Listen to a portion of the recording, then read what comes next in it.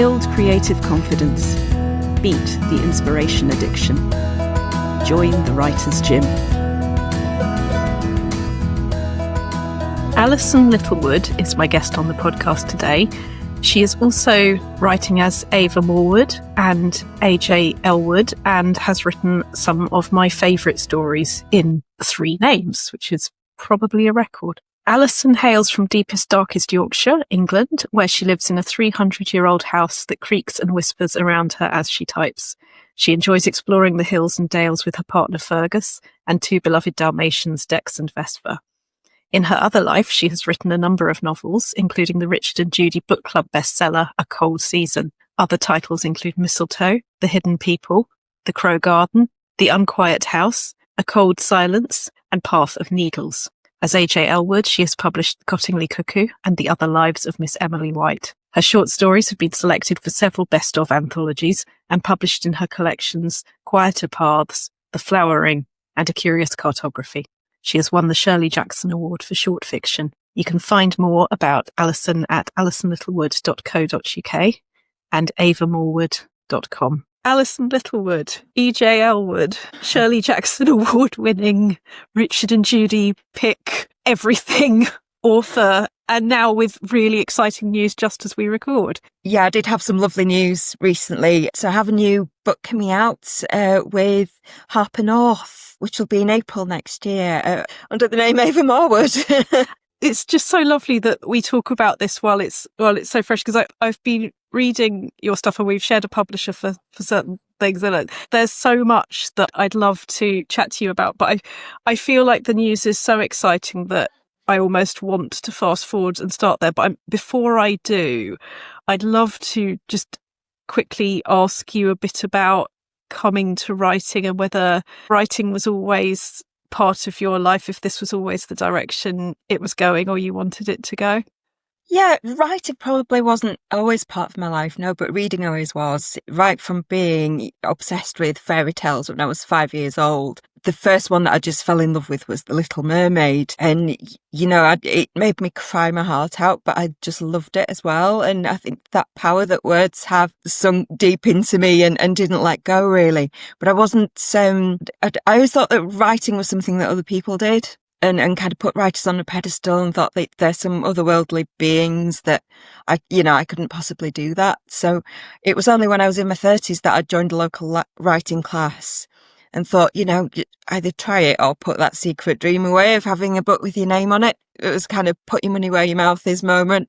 And I just took it from there, really. Fell in love with writing more and more and got drawn to writing darker things, because I hadn't always been particularly focused on darker genres when I was reading. I used to read anything and everything, classics, all sorts of stuff. I'd read all the Booker winners and things like that. And, so more literary fiction and mainstream fiction and my brother Stephen King novels and just a mixture of everything that I put my hands on, really. You said your brother's Stephen King novels. Are they still his, or do you feel like Stephen King is yours now?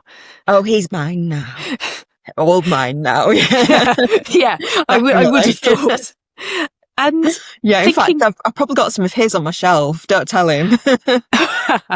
I love hearing that. I don't think this ever stops being exciting and important when we hear authors that we read say, I thought writing kind of belonged to somebody else and I only discovered it. I think that sort of, it's almost like the fundamental imposter syndrome that's there even before anything else is, that we've got this idea that A, it belongs to somebody else, B, it belongs to anybody at all. Did you find that changed? Well, question, I guess, full stop, but because for most of us, I don't think it ever really quite goes away, but what's that been like for you? Has it changed? Has it evolved? I think it's getting over that weird kind of pressure that we put on ourselves when it comes to writing. And like you say, it seems to be in this field and almost no other. If somebody takes up running, they're not expected to be in the Olympics tomorrow. They're not expected to put in stellar star performances right from the off. But somehow, I think because we read books and they're the finished result, but we don't actually see all the work that goes into them behind the scenes and all the craft and the years of learning and all the months and months of editing, we don't see all that. So there's kind of this impression that people just wrote that straight down, and we expect to be able to do that ourselves. And so there's this weird pressure that we put on ourselves that as soon as you sit down and write, you've got to be Shakespeare. And it's getting rid of that and actually just being free to write. You know, I think it's Ernest Hemingway that said the first draft of anything is shit. You know, when I start to find writing difficult, which I still do sometimes, even now, I mean, I had quite a difficult year last year, just trying to get ideas going again, thinking, oh, you can still do this. It became a bit of a mantra, just feel free to write shit, which it sounds quite insulting, but it's sort of what you have to do just to get something down and get things flowing again. And when the flow sort of starts going again, then you can start to work on that or write something else or build on it, or at least it just gets you back into the flow, and then it starts to become fun again. Because really writing, I do have to remind myself sometimes of what Stephen King said, which is that it's a playground. This is fun. You know, this is a joy. Books have always been a joy to me. So, you know, I do have to remind myself occasionally that this whole thing is a joy. You know, I'm able to do what I love and keep on living in that world of stories, which is just what we all love, isn't it, really? So yeah, and it's the more unique, the more fun the more itself, the more fun you're having. That's the benign circle, isn't it? Definitely, yeah. It's when you start to feel like you're really playing, then you become freer on the page, I think, and it shows the prose starts to sparkle a bit more. Yeah, and this is very close to my heart and day right now, because for reasons of wider world stuff, you know, it's not been the easiest week, and when nasty things are happening in the wider world, it becomes even harder, and I think even more important to remember that our contributions are unique. So I mean, I don't know if I think we all do, but I've had moments where that block does tend to be either I haven't found the fun, or I have something I really, really, really want to say. And that's kind of where I've been this week. And the block feels stronger, I think, when there's an idea I really care about. Is that an equation for you that I don't know if it's maybe earlier on with ideas, or have there been ideas that one falls into the trap of trying to do justice to something rather than having fun with it? There is that sense sometimes of who on earth am I? Why would anyone want to hear my voice, kind of thing? And I think it tends to be more among female writers as well. I don't tend to hear many men saying that, you know, perhaps they just find it easier to be heard in life. So that doesn't kind of lodge itself in the brain quite as much. But I don't know. I try not to think about the outside world too much, to be honest, when I write. I try not to think about writing as a business either, because when you start getting books published, your book is also a product on a shelf and it's a sales unit and all of that stuff. That's kind of necessary in order to be out there and be published, but it's almost really contrary to what books mean to me and why I love them. They are a joy and they're kind of magical. So, you know, there's this kind of otherworldly bubble which I like to be in, where the stories kind of live and the business side. And I'm just very glad that I've got a good editor, a good agent these days, you know, who can take some of that away and handle negotiations and think about sales and things like that. So I can put that side of things away and just revel in the kind of writing space. And that takes us very neatly on to what Ollie Munson, and that's your agent, isn't it? Yes, it is. AM Heath. And you have very good news for us this week. Yes, indeed. I mean, I have the cheat sheet. I have the statement here. But would you like to talk about it? Yeah. So I wrote a novel which, funnily enough, it goes back to that book that I fell in love with first. It's kind of a take on The Little Mermaid. But it's about a woman who's leaving the coast behind her, and it's got a classic kind of love triangle as there is in The Little Mermaid, except she's not the magical mermaid, she's the wife, and her husband had an affair with a younger, more beautiful wild swimmer that he met at the coast. And she's going to pull them away from that and move to the landlocked Peak District. But then this is where my kind of dark side comes in and my love of folk tales.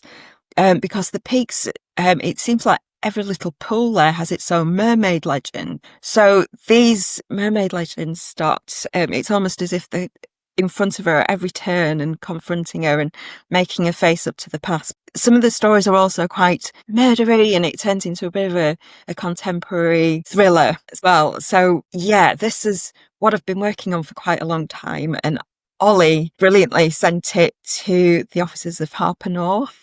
So it's HarperCollins Manchester team, and they loved it and picked it up. And yeah, kind of the rest is history. We signed contracts on a 2-book deal, and it's coming out in April under the name Ava Morwood.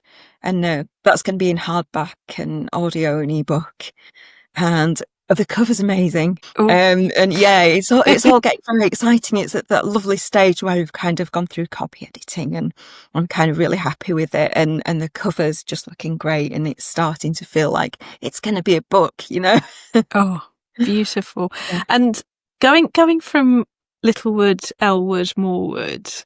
When I saw Morwood, I thought, oh yeah, well, what happened there? What was that?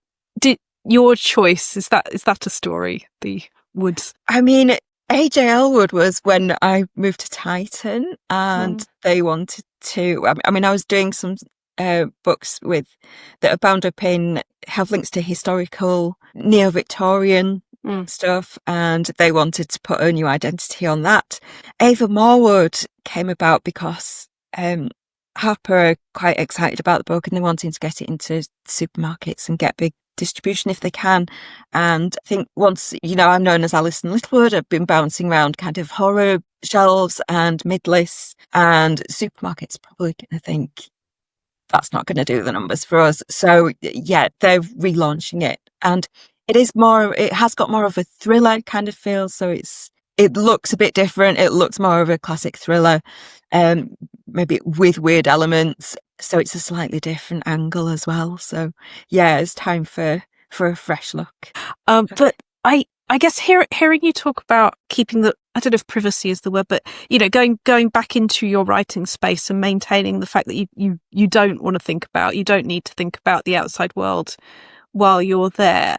I'm wondering, because I was curious about the different names and whether there was a sort of different, if there was a sort of evolution or a different voices thing going on for you. But I guess for you, it's more about ignoring all of that and coming back to it. Just get in your own space. I do kind of like to leave that to the marketing department, to be honest. Yeah.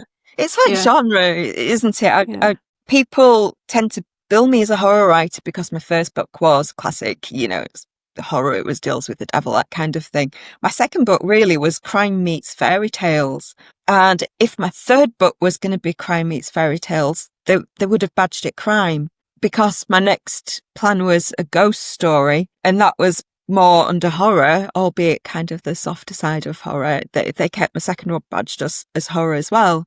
And then I did the historical stuff, which is, things like the hidden people in the Crow Garden that are set in Victorian times, and then they're more kind of, they're strange, but they're perhaps not full on horror sort of books, and they were badged as mainstream fiction. So I've actually kind of moved around a bit, and I'm giving myself new challenges, I think, because if I tried to just write the same book again, it would feel a bit like that thing about product again. It would feel like just trying to turn out another box on the shelf that looks like the last one, and I would get bored, and I think I'd probably stop learning things, and that wouldn't kind of do it for me. I have to keep setting myself different challenges, and you just learn as a writer, and you just keep moving forward, don't you? And it's so interesting, because I guess for some people having the different names is a bit like having different shoes, that, like how actors get into characters, you might have a sort of hat or shoe that kind of gives that permission to step into something else. But I think it's so important to stress that it is different for different writers, that I think you're almost, the way that you talk about it is such an attractive thought to me, because it's none of that. It's getting into your own space, getting into your own head, and almost seeing what happens next. Yeah, quite. I don't kind of think, oh, I want to write a Littlewood book now, or I want to write I do kind of follow the stories and the ideas that I have. And I'm a little bit obsessive, I think. I'm just very immersed in one project at a time. So I like to just bury myself away in it. And, I can't do what some people do and write 3 things at once, which I know some people find that very motivating, because if they get stuck on one, they go on to another and they can keep a flow going. Personally, I just have to be in one world at a time. Yeah, it's living in that bubble again, I suppose. Can I say Dalmatian owner? Is it all right to out them? Yeah, you certainly can. There's one new thing on the chair behind me. So. They are very welcome to our YouTube channel if they would like to. Furry creatures always welcome. But as a woman who is owned by canines, I'm genuinely interested in how you make not just your own sort of ritual and your own writing time, separate to the outside world. But I mean, when I had a cat, having those boundaries was important and not always easy. But, we take the photos and it all looks lovely. You sort of write as animals, but they are the ultimate sort of having to find your boundaries judge. I think that, it can be quite difficult. And I guess with human beings in your family as well, to find how to make the time, but also get up and interact. Any tips on making that work? Yeah, I'm not sure. There is that thing as well that if you're just kind of writing and you study at home, people think you're available all the time. So yeah, I can get a bit fierce about, no, I actually have work to do now, But I'm very lucky to do this full time. So I think I kind of have a good balance really of family time and dog time. And because we walk the dogs together every morning, get some air and exercise, and that kind of wakes me up for the day. And then I have a long stretch in the afternoon where I'm just buried away in words or whatever, or proofing or whatever it happens to be. Yeah, I have one dog that's a very expert pest. If she decides it's a tea time at 2:00 in the afternoon, she'll come and she'll kind of look at me, and then she'll start pawing at the arms on my chairs. If she nudges them up and make a noise like that, and she's very good at starting to knock them. And she'll go under my desk and have one of those footrests. I have quite an ergonomic setup, and she'll start putting upon that because it makes a scraping noise. Don't know if you hear that. I do. So she will really. She has strategies of pestering, but yeah. But the fact that you have written so many wonderful things while also living with dogs, I'm guessing you're good at winning the argument when you need to, or saying not yet when you need to. Yeah, I use whole sentences. She understands it's not time for anything yet now, and she'll just kind of huff and go away. Yeah. Oh my God, that's brilliant. Yeah. But I guess dogs don't understand everything you tell them. But it's the power of routine as well, isn't it? That they know, right? We get walked with you in the morning, and then you do your strange human thing that you do, typing and writing and so on. And then is there a sort of end of day point that they recognise? Yeah, probably. I tried to build some exercise in these days because, I hit the age of 50 and wasn't very fit or healthy, and writing isn't particularly fit or healthy. I mean, I have a good ergonomic setup, but that I thought, it's really time to do something. So I got a treadmill and started running. So I'll tend to break off, try and have a run, and that's kind of it then. That's the end of the day. And both you and dog recognise. The dogs just kind of bark at the treadmill. That's their contributions. I wondered, actually, in terms of rituals, there's types of days that work for different people. Like, obviously life circumstances absolutely come into it, but I really feel like I used to believe that I was supposed to be able to write at night, and my creative brain, it's diminishing returns after about 6 p.m, probably, certainly 7 or 8 p.m. It's like I have to do 5 times as much concentration to get a line that would have just come out of me during the day. Do you have sort of things you've worked out don't work for you, or things like that? I kind of want to say the whole write every day thing, which isn't to say that I don't write most days, but I find if I write every single day for a sustained period of time, the tanks just run dry and it starts to feel like a real strain. I mean, if I'm up against a deadline, I will kind of keep going. But what I tend to try and do is aim to write every day. But then if I have a day when I just feel a bit drained, just take a day off. So it can be a bit spontaneous, and I'm lucky that it can be spontaneous. Yeah, I do find that you have to be a little bit kind to yourself now and then, don't you? And just like give your head a break and go out for the day or do something else. Or You're reminding me of a conversation that I've had with my physiotherapist, because I have an ongoing knee injury issue, and it used to be that doing physio every day was absolutely the point, and that was what turned me around health-wise. But now, touch wood, that I'm at a certain stage where the health is fundamentally there. If I take a day off, that's not going to sink the ship. And it sort of feels a bit similar, that it's in you, the process is in you, it's part of your life. So if you take a day off, it's going to be genuinely taking a day off because that's the right thing for you.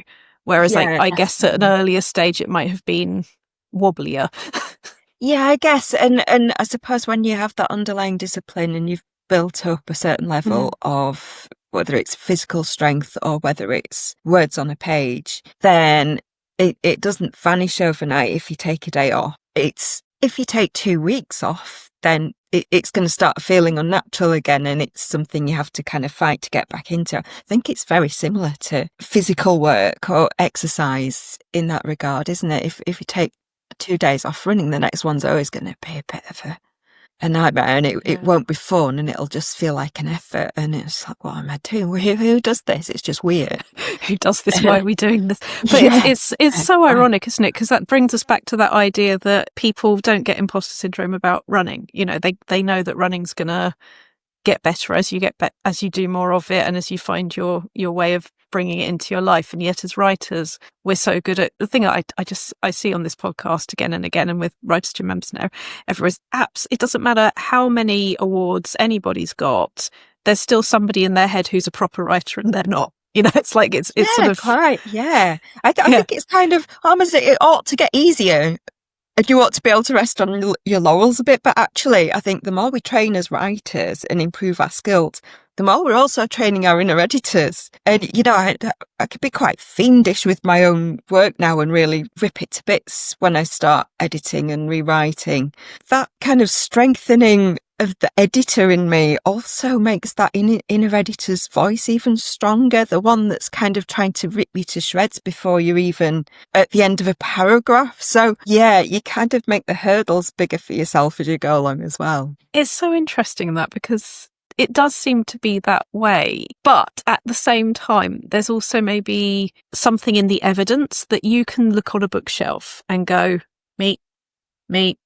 You've got the evidence that it exists, that the end of that, oh God, this is wrong, that's wrong, the end of that process can still be a very successful, beautiful thing. Yeah, you do always have that knowledge that you can get to the end, you can just polish. That's it, isn't it? That you can get to the end. That's what the evidence does. The evidence does at least change that Yeah, for sure. There's no taking that away from you, is there really, once you've... And I suppose there are nice milestones, like if somebody's starting out, there are nice milestones to aim for, that, whether it's trying to get your first short story in your first publication, once you've done it, nobody can take that away, and then you can aim for the next thing and the next thing. And trust that everybody else is doubting themselves, giving themselves a hard time as well. Yeah, and, I think it's quite motivating going to conventions and spending time with other writers, because, there are people at events that I admire who terrible imposter syndrome and, I never feel like I've finished learning how to write. There does tend to be that thing that sometimes you get new writers on the scene who are incredibly confident. And I know somebody who teaches courses, and there were a group once said to him, don't bother about teaching us how to write. We know how to write, just tell us how to get published. And actually, I think if you have that attitude that you've got nothing to learn, then you'll learn nothing. The day I think I know how to write is probably the day I stop writing, because I think there's always something more to learn. There's always further to go, which is what keeps me kind of motivated and interested in coming back. So I think that almost lack of confidence that, and when I hear a top writer saying, oh, I really struggled with this one, or I thought I'd never get through this wall, I think it's a motivating thing. And, why it's so great when you can spend time with other writers, especially if you're not kind of surrounded by people where you live who love the same things that you do. It's lovely when you can come together and be with your tribe and motivate each other. And there's something in when you talk about being on the conventions and being around writers that you look up to, there's that sort of dual thing going on. I think that one of the things that's lovely about the conventions is that, yes, we are all feeling like that. I am feeling like that about you. There is all of that. But there's also, right alongside that, the fact that there is that equality, that you understand that everybody is a writer. It's not like a sort of, people queuing for autographs and people signing the autographs. There's none of that kind of separation. Everybody's people. Sure. Yeah, we all kind of love the same thing ultimately, don't we? We all love stories, and we've got so much in common. It just reminds me, years and years and years ago, I was talking to this musician who possibly wasn't all that happy in what he was doing, but I said essentially that but when you meet people in audiences, they're interested in something you're interested in, they love something, and that just did not land at all. There was such a separation between, and I don't think he was speaking for all of his. I don't think he was speaking for musicians everywhere at all. But it was just very interesting to me that I think it just reminds me how lucky we are that we are in a community that is genuinely celebratory and supportive. That everybody does love writing, and everybody knows that writers need encouragement and support to find their uniqueness. Plus, we all spend so much time in a room on our own with a laptop. It's nice to get out. Yeah, it absolutely and it's just is. nice to get out, isn't it? And spend time with each other. And so perhaps we appreciate that more than maybe sports people who are in teams and around each other every day and maybe get sick of each other. I don't know, but yeah. Was there anyone either at the conventions or in other environments, were there sort of mentors who were particularly helpful for you? Do it's funny because before we had this conversation, I was thinking about, distance travelled as a writer. And one of the things I was always quite scared about was things like public speaking. I was absolutely terrified of anything like that. And even when I went to my first Fantasy Con, I think it was 2011, I was in an anthology where there was a signing and I was terrified even to do the signing. So I kind of sat down and I was sitting, I remember there was Simon Bestwick and Stephen Volk on one side and Rob Shearman on the other. And I kind of said, I'm quite nervous. I don't know what to do. And Simon just said, well, you can sign your name, can't you? But in a nice way, they kind of took me in hand and they were so friendly and welcoming. And, I thought of them as being like my signing uncles. So I've been friends with them ever since. And it was just lovely as an introduction. And, I've kind of gone from there into doing readings. And my first reading was a showcase for Black Static magazine, which is folded now. The editor's doing Remains magazine instead. But Ramsey Campbell was in the audience. No pressure then. But Ramsey was, such a lovely, encouraging presence. So nice of him to go along and support new writers and things that, I've been quite lucky really in the people that I've met and who've helped me along. And the kind of luck that we absolutely make for ourselves is making the time to invest in the writing that allows you to explore yourself, allows you to develop and gets you there. And I love hearing it. I really feel with you that I can, like, the enjoyment of the process. I can see you enjoying that process and that space. Yeah, for sure. And I am enjoying it. And it's always a privilege. It's not always that, I have difficult times as well as the next person. Last year I found it quite difficult to get into a flow and I felt like ideas had kind of dried up a bit. And it was a bit of a tough year. And I think it was a combination of maybe just needing a bit of time for the tanks just to refill and a combination of knowing when to sort of force it and just sit down and write anything. But short stories are so good for this, especially if somebody gives you a brief. Now, I really want to write for that, so I'm going to come up with an idea. And having a deadline and a theme thrown at you can be so inspiring and motivating. And writing short stories, novellas, even are really good just to get you into the flow again and get ideas flowing and just refill those creative batteries.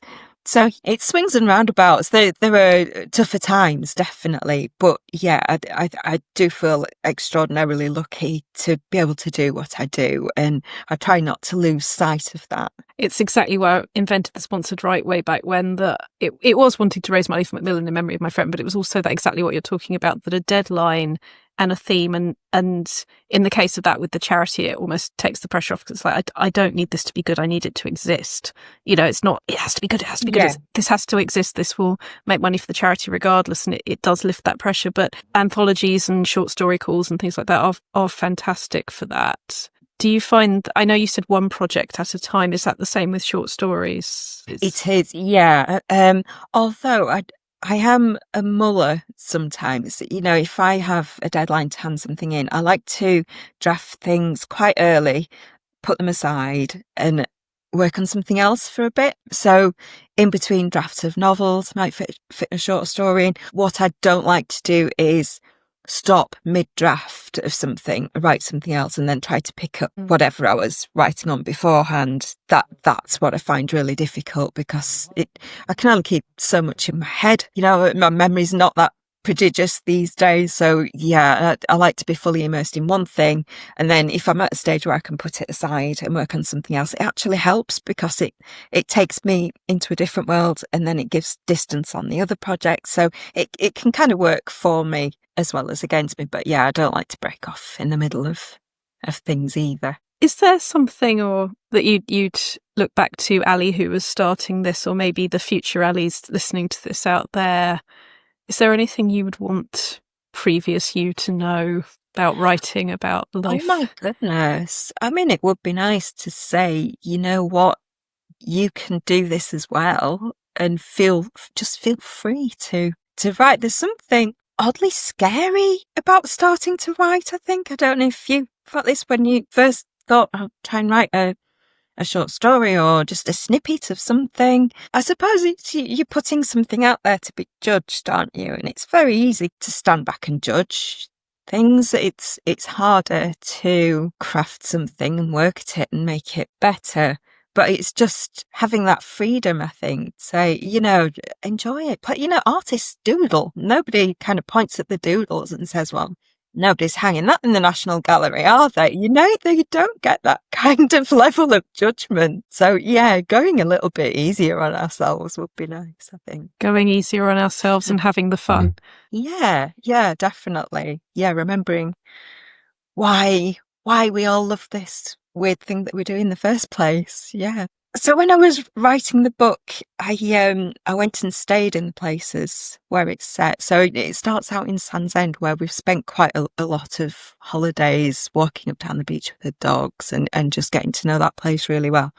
But I also went and stayed in the Peak District, and I found that incredibly helpful for writing authentic descriptions and just letting a sense of place bleed through onto the page, particularly when you're looking at folk tales that are very rooted in a particular land.